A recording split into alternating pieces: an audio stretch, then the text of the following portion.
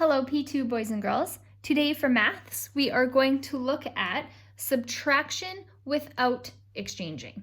Okay, we will look at single digit, subtract single digit equations, which would be like your mental maths work, as well as column subtraction, 2 digits, subtract 1 digit, where we need to line up those units and those tens. Okay, I will show you how to do column subtraction on a chart like this, which I will put on the daily plan for you to use at home if you choose. And I will also show you how to do subtraction using tens and units as a visual. You also have access to this already. If you choose to print it off and use it, you may go ahead. I will also show you how to organize your jotter so that it is nice and neat, easy to read and mark for your parents and your teachers. Okay, so when we do subtraction, we always need to start with the bigger number. And I'll tell you why. Let's look at this example here of 5 take away 2. If I have 5 pens, that is the number I am starting with. I can take 2 of those pens away. When I take those 2 pens away, I can see that there are still some pens remaining. That would become my answer. So we know then that 5 take away 2 becomes 3. I will write that here. Now let's try the reverse. Let's start with 2 pens and try to take away 5 and see if we can come up with an answer. So if I start with 2 pens, I cannot take 5 away because there is not enough there. So it is not possible to start with the smaller number. So when you are doing the mental maths in your head or writing out the equations, it is very important to always start with the larger number and we take away the smaller number, not the other way around. Okay, so let's look at some other equations, other subtraction equations where we are using 1 digit, take away 1 digit to find an answer. Now, when you write these out, you may choose to write them horizontally, and that is quite all right. Okay, so let's first look at 8 take away 2. I know you probably know this already in your head, but I am going to show you using a visual. 8 pens here, and I need, because that's what I start with. I'm going to take 2 of them away. We don't need those 2 anymore. Now I'm going to count and see how many pens I have left, which will become my answer. So if I count 1, 2, 3, 4, 5, 6, 6 becomes my answer. Therefore, 8 take away 2 equals 6. All right, now let's look at another question using our tens and units. So a second question. Let's do 10 take away 5 using our units. Now we know we're using this chart. We will start with, similar to the pens where we start with the larger number, using the tens and units, I want to build the larger number. So I'm going to build 10 on my tens and units charts. So if I look at 10, I see that I have 1 tens and 0 units. So I'm going to remove all of these units and show just 1 tens on here. However, I can't take 10 away from this block. So instead, I am going to show 10 units, because then it'll be easier to take away that smaller number. Okay, so here I have 10 units. 1, 2, 3, 4, 5, 6, 7, 8, 9, 10. So I have started with 10, and now I need to take away 5 of those units. So I know that this here is 5. We don't need those. How many is left? How many remains? 1, 2, 3, 4, 5. Therefore, 5 is our answer. Okay? Fairly simple, boys and girls. Again, you can use any of these tools at home to help answer those questions. In your maths jotter, it should look something like this. Okay? I have a number written in each grid with my answer. It's nice and neat, leaving a space for the next question. A number in each grid square, printed neatly, a space, and then the next question. All right? Great. Now let's look at 2-digit subtract 1-digit.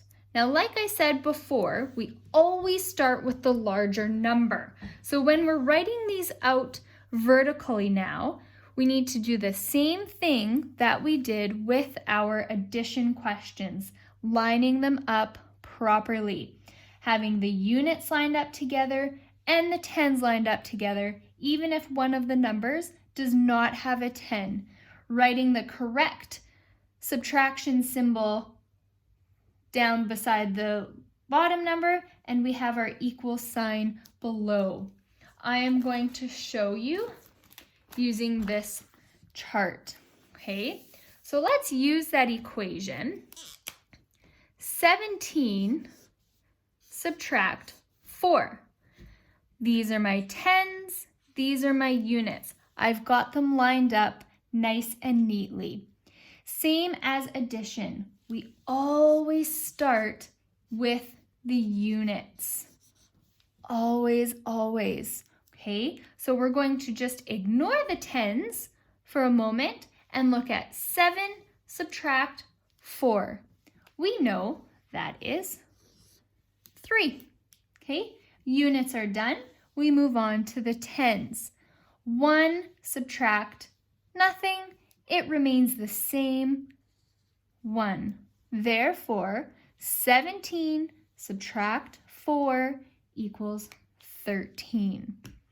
Okay, that's how it would look on this chart. Now let's do the same thing, but using our tens and units. Okay, we're going to do the same thing with a new equation using tens and units. Erase that, write out a new equation. Let's do 26 subtract 3. Okay, so here's my equation, 26 subtract 3. Always starting with the larger number. So on my tens and units chart, I am going to build 26. We've got 2 tens and 6 units. So on here, I need to show I've got 2 tens and 6 units. Okay. Now, we're going to take away 3 from 26. Remember, we always start with the units. So I'm going to ignore the tens for a moment, ignore the 2, and just look at 6 subtract 3. So same with on our chart. Let's just ignore the tens for a moment and just look at the units. 6 subtract 3. So I have 6. I'm going to take 3 of them away. How many do I have left? 1, 2, 3. Therefore, on here, I'm going to write the answer under the units, 3. Okay, looking at the tens now. 2 subtract nothing. So that means on the chart, do I do anything with my tens? No, it remains the same. So I'm just going to carry that 2 down to the answer right there. So that means that 26 subtract 3 equals 23. Okay. Now in your jotter, where you will write the questions out. Again, nice and neatly, we'll look at the bottom for column subtraction. If I were to write this equation out nice and neatly in my maths jotter, again, using each grid square. I've written, this is question 1, so I will write 26 nice and neatly, one number per square. Subtract 3. Now notice my subtraction symbol is not underneath the 2. It's kind of beside here. If I remove this, that might help you see a bit better. It's over here to the side, not underneath the tens. Because if I were to have another tens number with the 3, I would need that space. If we keep it out to the side, I can clearly see that that is nothing. Writing our equal symbol underneath, and our answer goes below. So we know that here's our units, here's our tens. I'm just going to write the answer right from this chart, which I know 3 units were left, 2 tens remains the same, and there's my answer. This is how it should look in your maths jotter.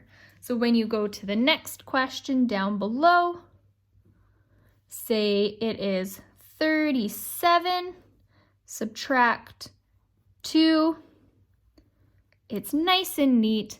I know my answer would go here, and then we draw another line below just to keep it all organized, easy to mark for your parents and your teachers. Okay. So that's how you do subtraction without exchanging. In a few days, we will go through subtraction with exchanging. So use those strategies, use those ideas, writing nice and neatly in your maths jotter.